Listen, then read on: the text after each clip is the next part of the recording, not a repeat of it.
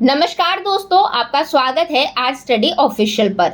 आज हम बात करेंगे एक ऐसे ऐतिहासिक क्षण के बारे में जो हमारे देश के गौरव का प्रतीक है। जी हाँ, हम बात कर रहे हैं नालंदा विश्वविद्यालय के पुनरुत्थान की और पीएम मोदी के बिहार दौरे की। सबसे पहले दोस्तों आइए जानते हैं नालंदा विश्वविद्यालय के इतिहास के बारे में।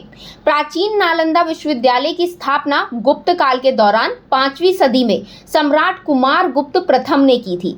यह विश्वविद्यालय 800 वर्षों तक शिक्षा का एक प्रमुख केंद्र रहा, जहां देश विदेश से विद्यार्थी ज्ञान प्राप्त करने आते थे। अब बात करें दोस्तों इसके विशेषताओं की, तो नालंदा विश्वविद्यालय स्थापना कला का अद्भुत नमूना था। इसके परिसर में 300 कमरे, 7 बड़े बड़े कक्ष और 9 मंजिला एक विशाल लाइब्रेरी थी, जिसमें 3 लाख से भी अधिक किताबें थी।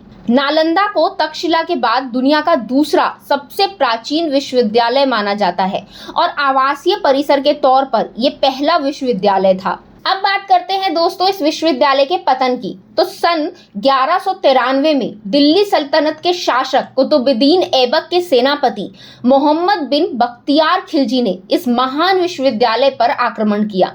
खिलजी ने विश्वविद्यालय को जला दिया और पुस्तकालय में इतनी किताबें थी कि 3 दिनों तक आग धधकती रही। ये तो था दोस्तों विश्वविद्यालय का इतिहास। अब बात करते हैं इसके पुनरुत्थान की। अब हम आते हैं आज के समय पर। 19 जून को प्रधानमंत्री नरेंद्र मोदी बिहार दौरे पर हैं, जहां वे नालंदा विश्वविद्यालय का पुनरुत्थान करने जा रहे हैं। यह नालंदा के इतिहास में 815 साल बाद एक महत्वपूर्ण क्षण है।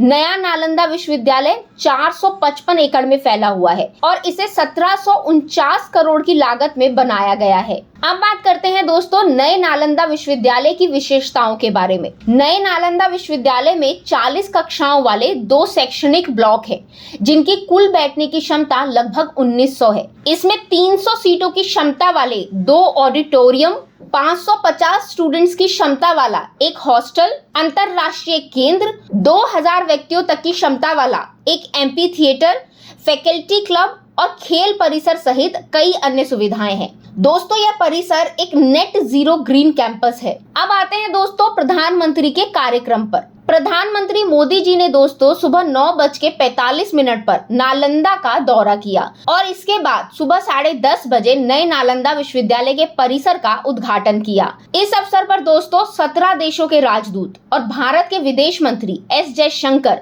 साथ ही बिहार के राज्यपाल राजेंद्र विश्वनाथ आर्लेकर और मुख्यमंत्री नीतीश कुमार और साथ ही नालंदा विश्वविद्यालय के कुलाधिपति अरविंद पनगड़िया भी मौजूद थे। अब जानते हैं दोस्तों नालंदा विश्वविद्यालय के बारे में कुछ रोचक तथ्य। दोस्तों नालंदा का अर्थ है ज्ञान रूपी उपहार पर कोई प्रतिबंध न रखना।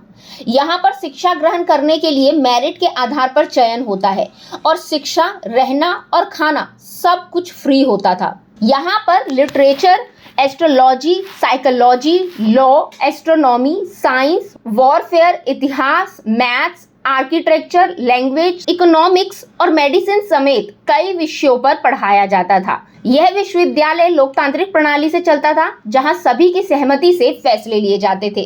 तो दोस्तों नालंदा विश्वविद्यालय का यह पुनरुत्थान हमारे देश के शिक्षा और सांस्कृतिक धरोहर को पुनर्जीवित करने का एक महत्वपूर्ण कदम है। इससे हमें न केवल अपने गौरवशाली अतीत की याद दिलाता है, बल्कि भविष्य के लिए भी प्रेरणा देता है।